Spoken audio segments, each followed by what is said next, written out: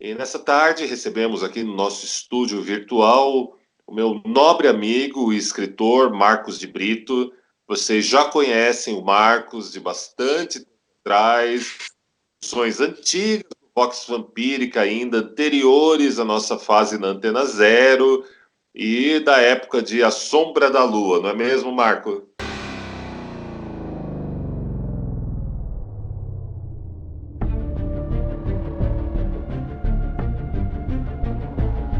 Nossa arte invisível e nosso ofício sem nome é fazermos você esquecer da vida sob o sol. Noites intermináveis de boa música, onde trazemos sonhos que se realizam e a cada nova transmissão entregamos arte, informação, vertigem, visagem e voragem. Desde 2003 somos a Rede Vamp.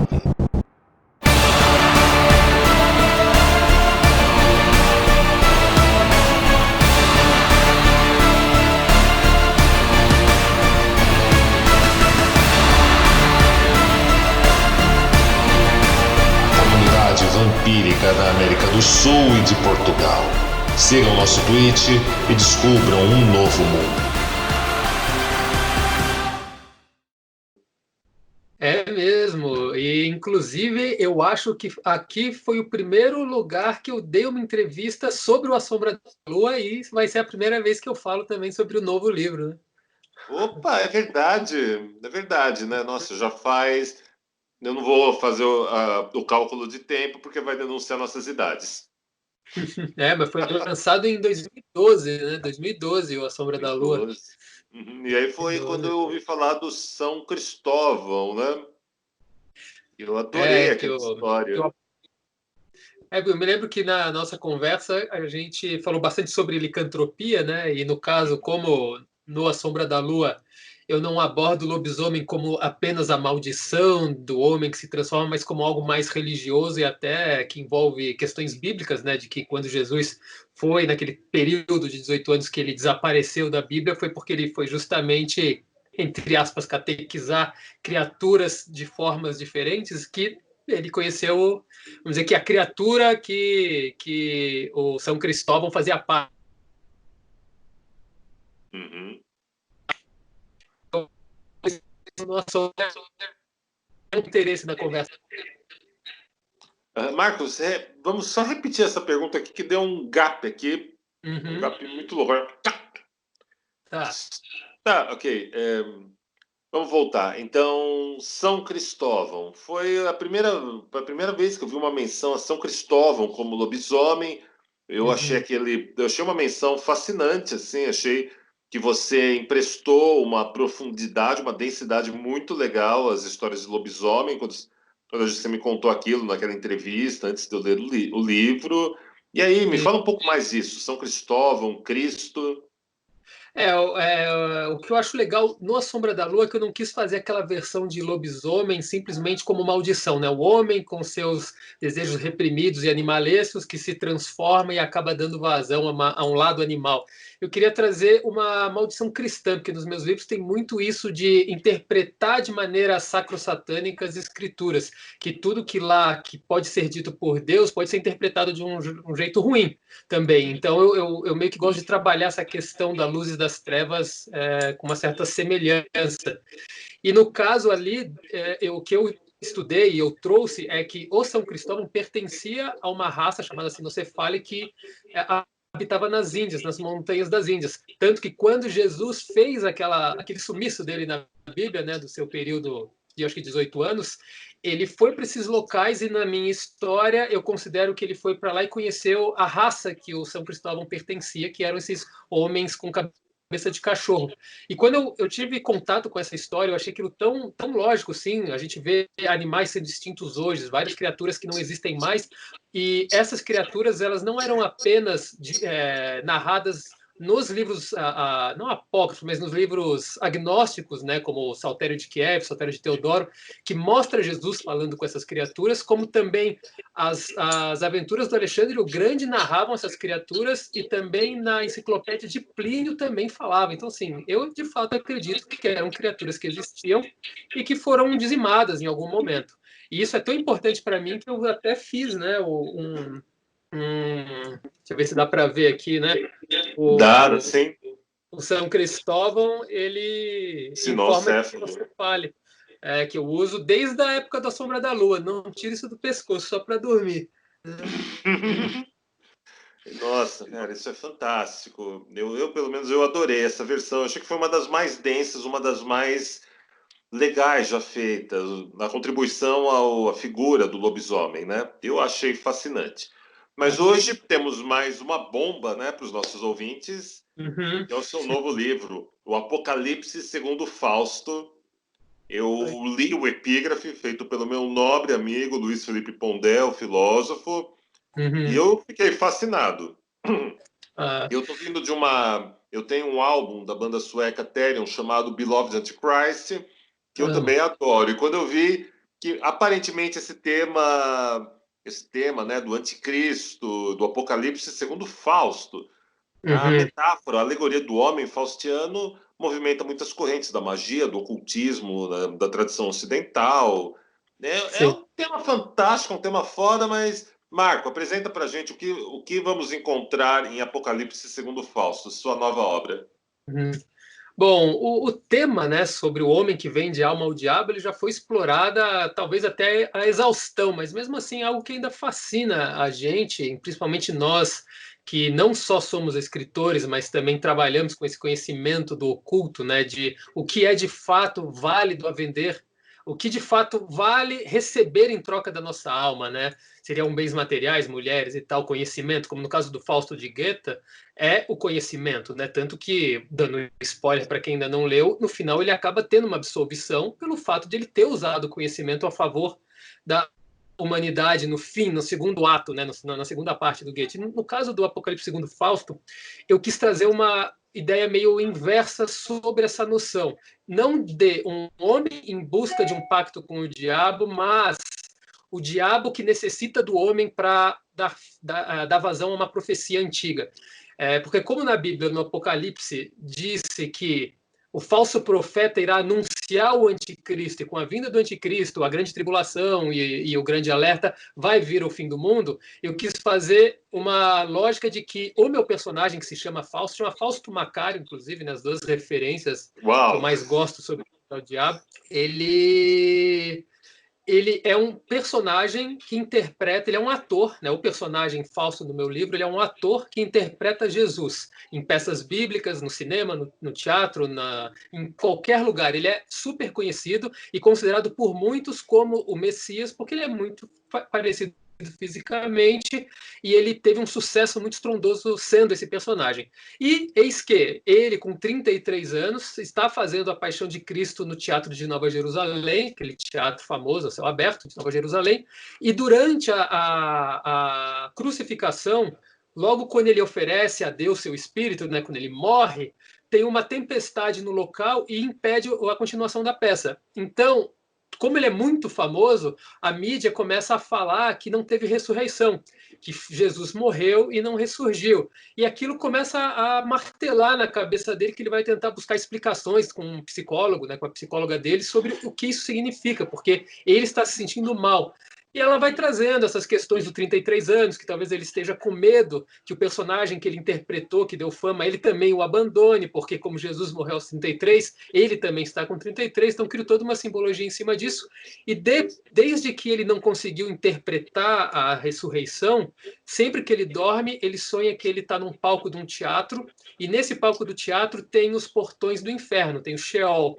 E lá ele conversa com Mefisto, sobre o que está acontecendo. E Mefisto, no caso ali, que é o meu diabo, né, ele aparece nas sombras como uma figura estilo Baphomet, né, com cabeça de bode, corpo, pernas lanosas, mas quando ele recebe a luz, ele se apresenta da mesma maneira que o Mefisto do filme Mefisto, maquiado de branco, porque é uma representação clássica que um ator reconheceria muito bem.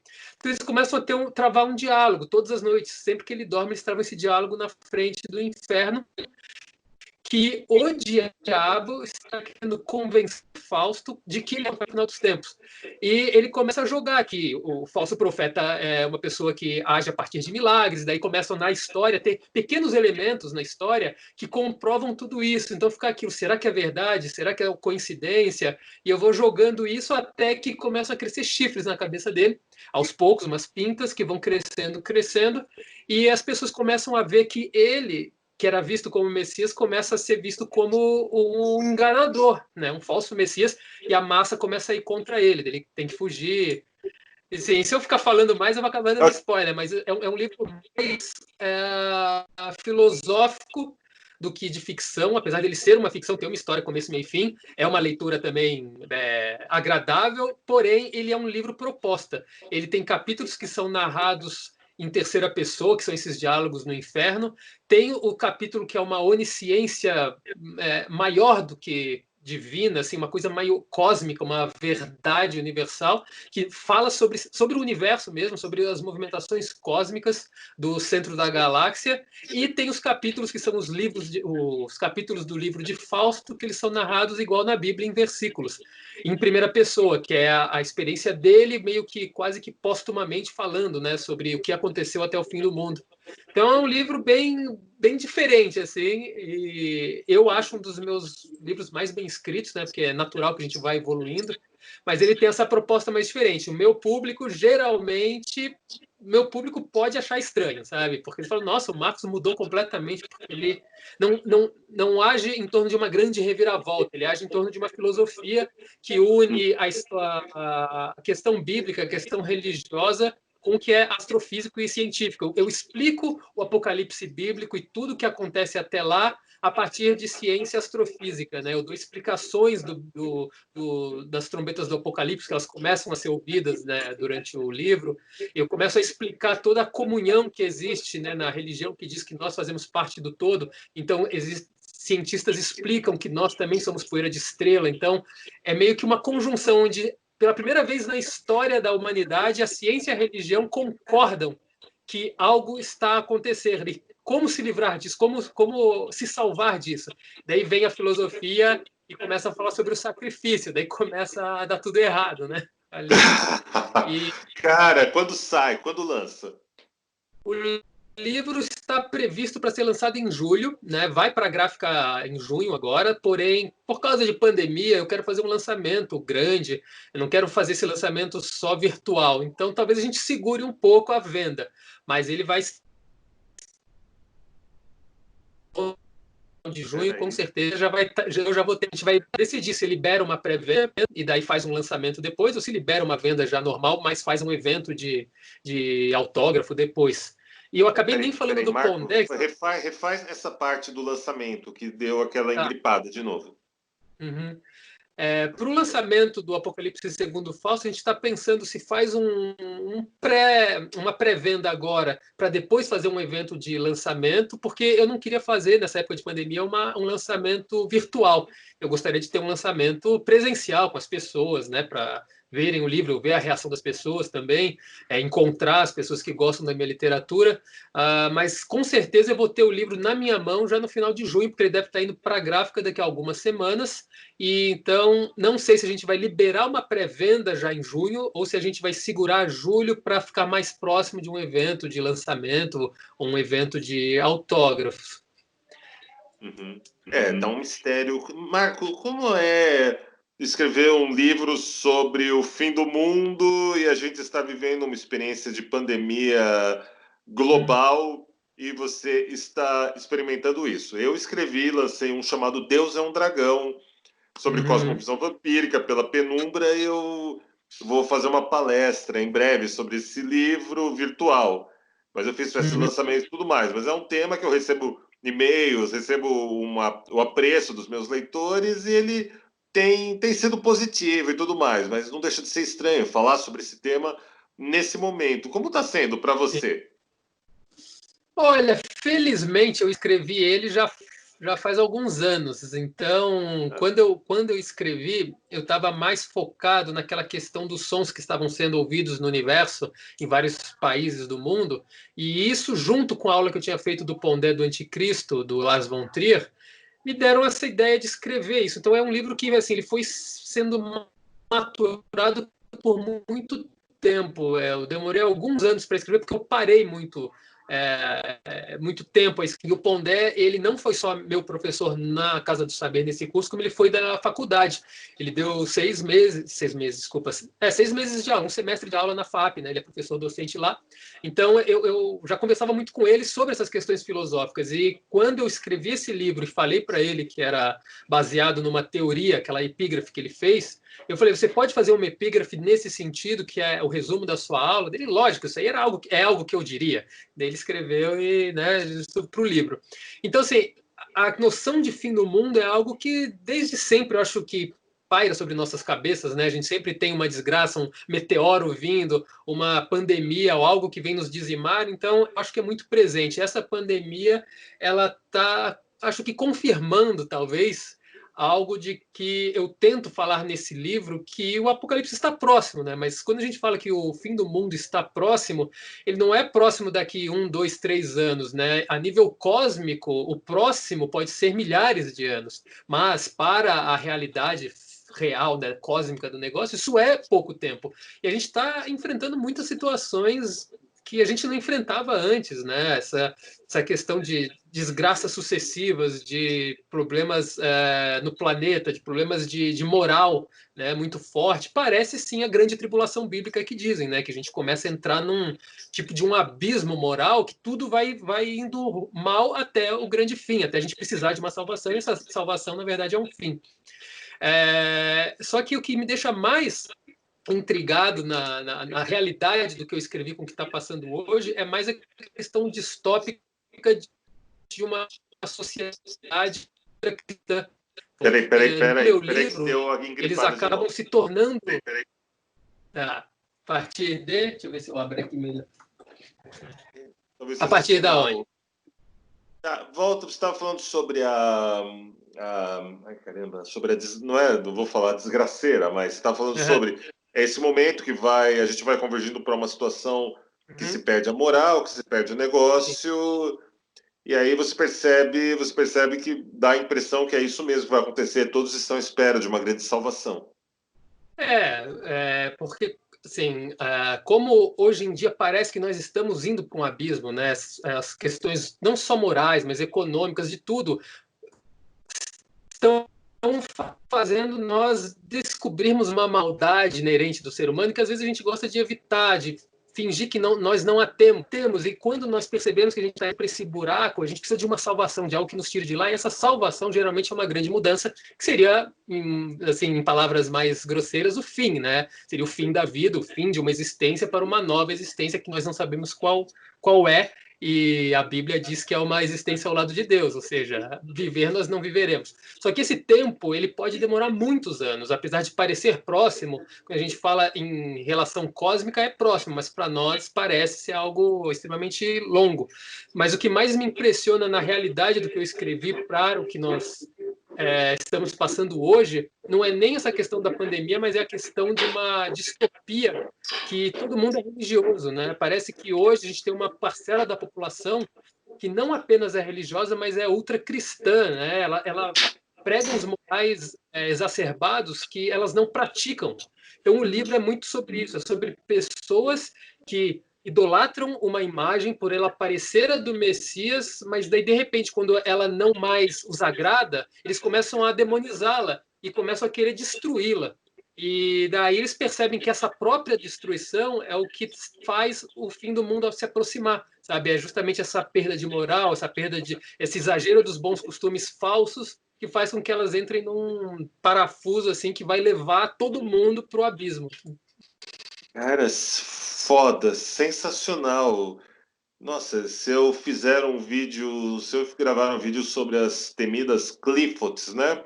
No ocultismo contemporâneo, eu vou usar essa citação sua que eu achei magnífica para falar sobre Tagirion e assuntos correlatos. Adorei essa interpretação. E eu soube, né? Obrigado. Eu soube aqui. Cara, foi foda, foi muito boa.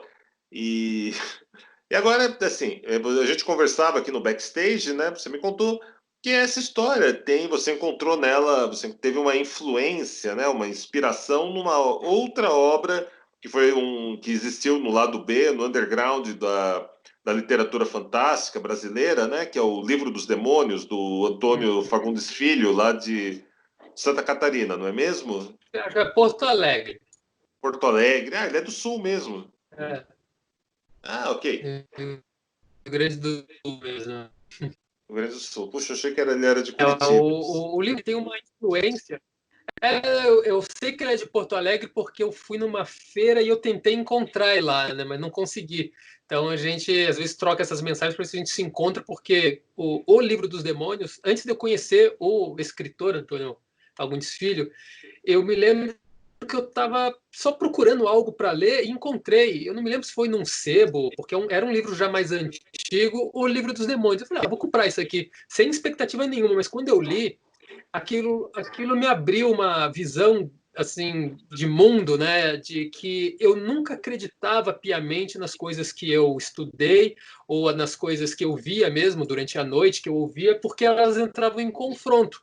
Enquanto a gente aprende que no catolicismo não existe a questão da encarnação e dos fantasmas. No espiritismo existem fantasmas ao redor de nós que nos influencia.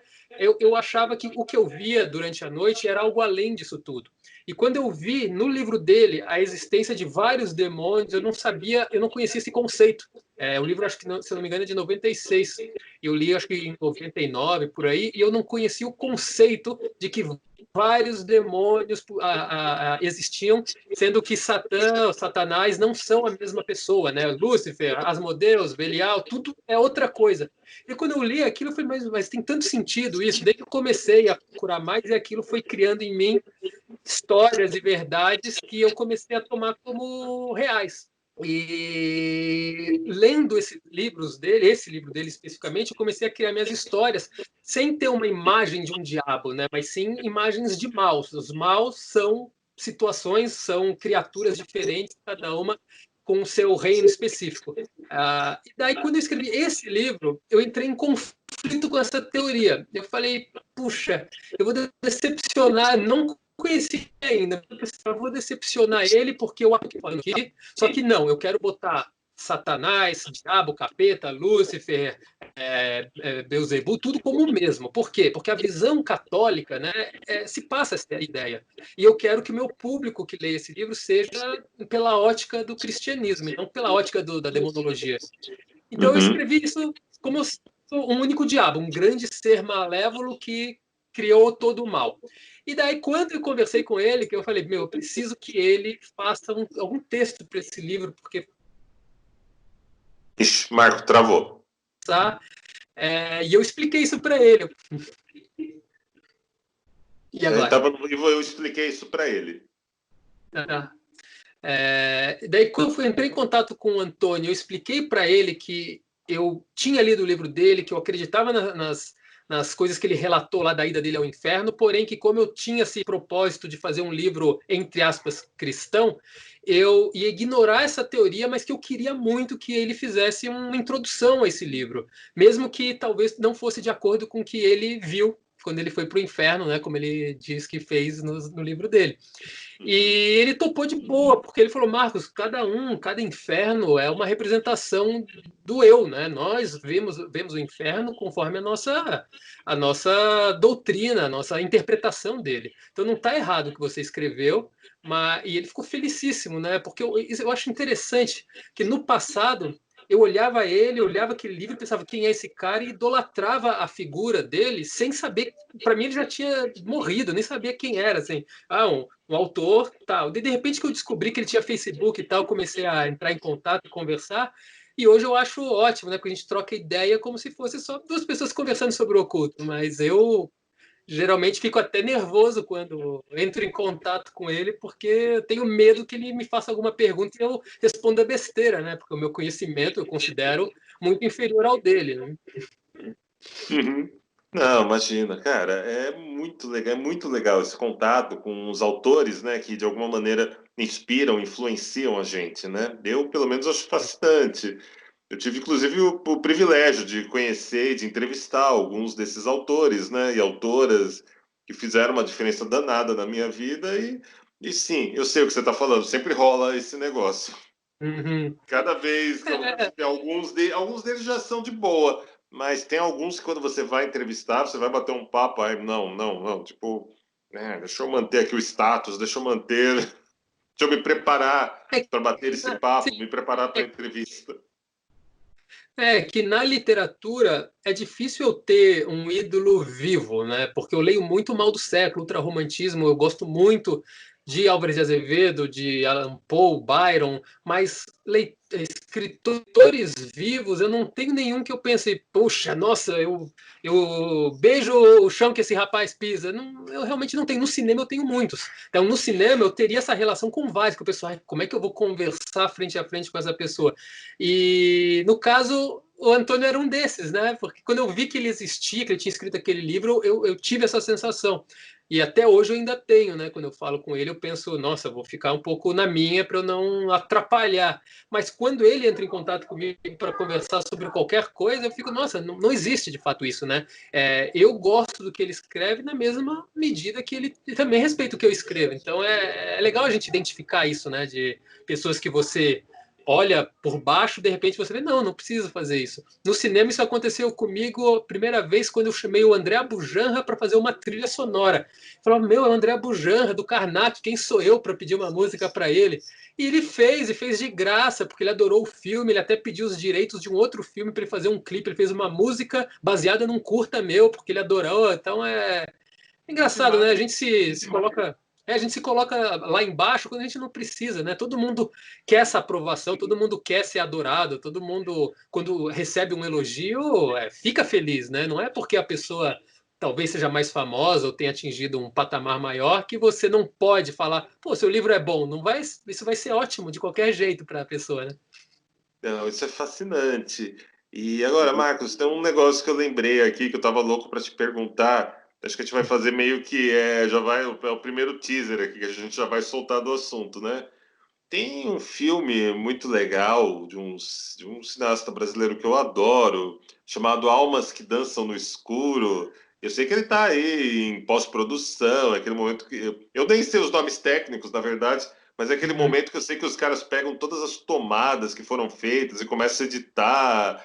E eu sim. imagino que, não sei se com essa pandemia esse processo todo está acontecendo, mas você pode contar para a gente um pouco desse filme Uhum. arrebatador que está aí? Eu sei que está a caminho. Não sei Uhum. quando vem, mas eu sei que deve estar rolando, né? Tá rolando, é o que está rolando ultimamente. Inclusive, eu estou com ele aberto aqui na minha frente, estou olhando para o ator Francisco Gaspar vestido de diabo aqui na minha frente. Olha. E eu já tenho, deixa eu até ver aqui, eu estou com 80. Nossa, achei que ia ter tudo isso. Estou com 88 minutos de filme já montados. O filme, a previsão é que ele tenha no máximo 90 minutos mesmo, então eu estou bem no final já do filme. E o As Almas que Dançam no Escuro, ele surgiu a partir de um convite que a distribuidora que distribuiu o Condado Macabro nos cinemas, no Telecine, até no mundo, hoje está na Amazon, ele me convidou, falou, Marcos, a gente vai fazer uma reunião com você. Me chamaram e era um convite para escrever e dirigir um longa novo com dinheiro deles, porque eles estavam investindo no cinema sem lei do audiovisual. E daí, assim, o valor, obviamente, não é o mesmo de um valor de investimento por lei, mas já está difícil fazer cinema no Brasil, né?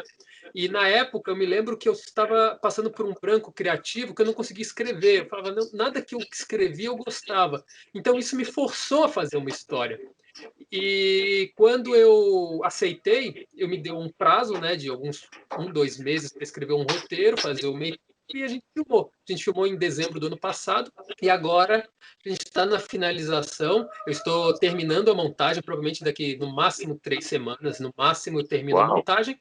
E daí vai para parte de trilha sonora, efeito visual, sound design, né? Vai para os outros. Daí eu posso me focar no livro, porque As Almas que Dançam no Escuro também vai ser um livro, porque tudo que eu escrevo para o cinema vira livro também, né? E como Uhum. livro, ele vai se chamar Clube Inferno, porque na literatura eu acho que é um nome que pega mais, porque é o local onde um personagem pai é um personagem que perde a filha, ele vai em busca da filha, e ele entra num clube de dança, que é o Madame Satã, né, que você inclusive esteve no Madame, E a gente. E o nome do clube no filme é Clube Inferno. Então, o nome do livro vai ser esse Clube Inferno, porque é a representação do inferno mesmo, né? Na cabeça do personagem. Uau! Promissor, extremamente promissor. Eu tô louco para ver o resultado dessas cenas lá no Madame. Ficaram maravilhosas, viu? Pô, bem bonito mesmo. Eu vi aquela, assim, cara, eu vi o dia que a gente estava lá, né, quando estava sendo produzido, mano, foi sensacional. Cansativo, né? A gente, para terminar, tipo, uma cena, 1 da manhã, era 3, não tinha nem começado ainda, tal cena. Ai, isso dói. Fico com pena Não, não, foi, era muito antes. louco, porque a gente estava lá com a galera do Campus Strigoi, que apoia o Vox Vampírica, tinha muito leitor da Rede Vamp ali, leitoras. Eu fiquei fazendo um loungezinho junto com o DJ Mauro MacGyver lá na sala do bar, do Madame. E, cara, foi uma noite muito legal, muito particularmente divertida e insana. A gente estava no meio da semana, no Madame, numa madrugada. Só pra gente. E, inclusive, a cena que você aparece, eu já fiz. E você aparece bem, você e a Chandra dançando lá, Ah, é? debaixo do Opa! palco, né? Puta, que demais. Vai ser muito show esse filme. Marcos, a gente está chegando aqui no momento final aqui. Eu acho que eu vi uma sombra atrás de você, mas é sua cadeira. Ou não, né? Ou não, né? Nunca se sabe. É. Marcos, a gente está chegando aqui no final dessa nossa entrevista. Já quero te agradecer de antemão pelo tempo, pela presença, por estar aqui com a gente, né? Marcando mais essa fase da Vox Vampírica, chegando agora em Portugal oficialmente, né? E uma mensagem sua para os nossos ouvintes do Brasil e Portugal. Uma mensagem para dar chance à literatura, à arte, ao cinema do seu país, né? Eu falaria do cinema nacional brasileiro, mas Portugal acho que também precisa disso, que a gente sofre uma invasão internacional, né? Assim, em todos os âmbitos da cultura, né? Seja na literatura, nas HQs, no cinema. E eu acho que quando nós nos dermos valor, o devido valor às obras que são feitas aqui, a gente começa a gente nem precisa disputar, porque a gente se reconhece. Quando a gente se reconhece, a gente tem uma arte que é verdadeira. A gente não quer ser o Thor, a gente quer ser o Saci, sabe? É muito mais legal para nós brasileiros encontrarmos essa identidade. Eu acredito que em Portugal também existam várias particularidades folclóricas. Opa, vai nessa última parte, das várias particularidades que deu a.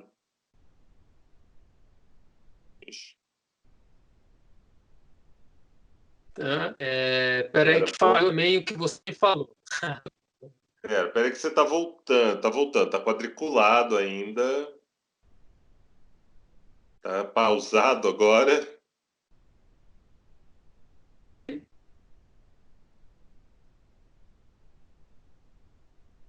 Agora você está parado, Marco.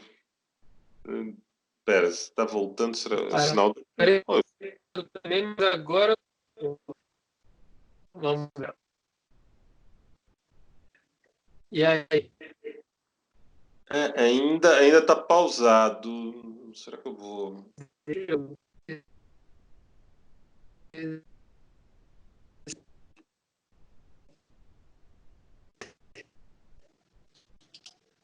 Deixa eu ver se eu pulo 4G do iPhone.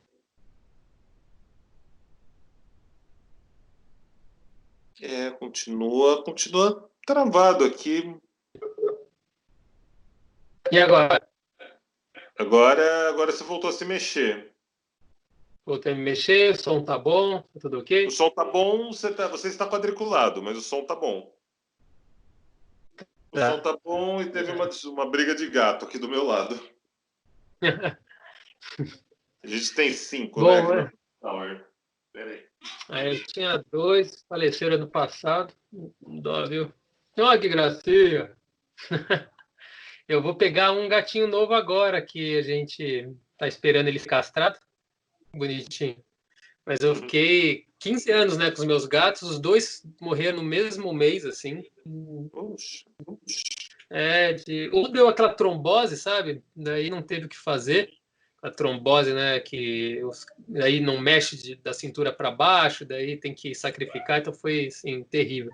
E o outro de velhinho mesmo, os 2 já tinham 15 anos, foi definhando, não queria comer mais, não tinha o que fazer. E Puxa, demorou quase um ano agora para a gente querer ter outro, né? Daí agora a gente vai adotar um agora essa semana, já adotei, mas tem que esperar ela ser castrada, né? eu Mas, conheço o procedimento, né? E aí vamos uhum. fazer então só aquele final da mensagem, que foi quando deu Tá. aquela embolada. Você lembra mais ou menos? Eu falo tudo. Deixa eu ver. Olha, fala É, tudo, que é mais seguro, que tá. você estava falando aí. Bom, uma mensagem para quem está ouvindo, né? Eu ia falar até para valorizar a cultura nacional, mas como a gente também está em Portugal, eu acho que é importantíssimo a gente começar a valorizar cada vez mais a cultura de cada país, porque se nós damos o devido valor ao nosso folclore, a gente começa a criar uma identidade cultural que faz com que nós nos sintamos orgulhosos daquilo, né, que a gente tem. E a gente sofre esse bombardeio de influências internacionais em todos os locais, na HQ, na literatura, no cinema. E eu acho que cada uma dessas áreas, se começar a explorar cada vez mais o que é seu, o que é do seu país, aquilo é mais verdadeiro. Então a gente não precisa forçar aquilo no público. Quando ele vem naturalmente e o público se reconhece, aquilo naturalmente vai se alastrar de uma maneira orgânica. Então, eu acho que é isso. A mensagem é consumam, né, produtos dos seus países, produto nacional, para valorizar o artista nacional, para ele produzir mais, porque quem tem a ganhar não é o artista, somos nós. A gente criando uma identidade cultural, nós nos tornamos mais fortes como povo, né, e como um todo até. Uhum. É, resumido. Perfeito, perfeito, perfeito, Marco. Cara, uma vez mais, gratidão pelo seu tempo, pela sua presença aqui na Vox Vampírica. É sempre bom, sempre a gente sempre está sempre marcando história, nova fase histórica sua, né? Começamos na Sombra da Lua, agora Apocalipse segundo Fausto. Pois é. E, cara, é um prazer caminhar lado a lado com você todos esses anos aqui dessa nossa amizade. Eu que agradeço de novo a oportunidade, porque, como eu falei, você foi o primeiro que me deu essa oportunidade e agora, né, que a gente, ambos, né, crescemos na nossa carreira. Na época não tinha nenhum longa, tinha alguns curtas e lançando o primeiro livro. Hoje, com 6 livros, 3 longas, a gente continua aqui, amigos e fazendo a mesma coisa, porque a gente gosta, né? Então, eu que agradeço e quando for lançar o longa, também quero vir falar aqui. Opa, com todo prazer. E aí a gente faz aquele momento de maldade com os nossos ouvintes, né? E aquele momento de crueldade. Afinal, aqui é o Vox Vampírica, que você não pode escapar. Eu fico aqui esperando a continuação de A Sombra da Lua. Está para ver, tá? Está para ver. Mas eu tenho uma desculpa para ele, que ele é da Rocco, né? Ele é da editora, da minha primeira editora, só que eu estou saindo da Rocco para focar mais todos os livros na Faro. E a Faro tem um planejamento de carreira que, assim, eles querem que eu entregue mais 2 livros antes de publicarem o A Sombra da Lua por eles. E daí, quando eles lançarem o A Sombra da Lua por eles, eles querem que eu já lance o segundo no ano seguinte. Então a gente está nesse namoro e nessa enrolação, porque eu preciso de uns 2 anos ainda para terminar o Filho da Morta, é o nome da continuação. Mas agora o Apocalipse segundo Fausto vai ser por outra editora. Eles liberaram isso, mas é um livro único, né? Que eu estou saindo pela editora Coerência. Mas o A Sombra vai ser da Faro, provavelmente, e a continuação também. Daí, quando sair um, vocês vão saber que no ano seguinte sai outro. Opa, perfeito. Gratidão, gratidão, Marcos, mais uma vez pela participação hoje aqui na Vox Vampírica.